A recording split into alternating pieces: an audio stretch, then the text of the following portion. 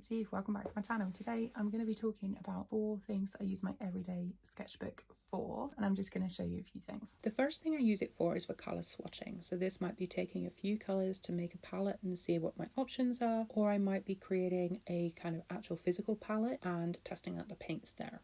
As you can see, I also like to use it for old colouring pencils that I found or new ones that I've purchased. You can see there are some new Caran d'Ache ones, the Luminance range that I bought recently. I've got my Gouaches, I've got my Tombow pens. I like to see how they look on this colour paper because it's a slightly off-white. And I recently actually bought some new gouache. I bought the Gouache, which I don't like, but I also bought some Winsor & Newton and Holbein, and I think there might have been a Schmincke too. So on the left you can see that I've swatched out those colours, and on the right are a selection of new watercolours.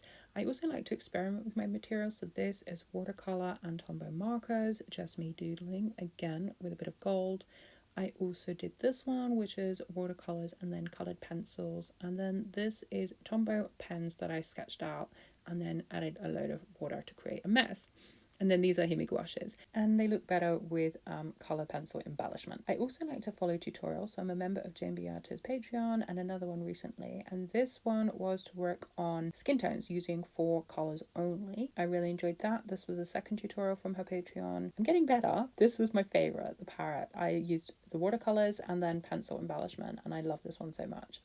It had lots of great feedback, and it's a great reminder that I should do more of these. The final reason for using my sketchbook is to doodle with new materials. So these are some watercolours I got delivered from Jackson's this week, and I just doodle on the page, and I use my micron pens and colour pencils and white pen to just embellish it. This is the remains of that experiment, and as you can see, I just doodle. That's really all I like to do.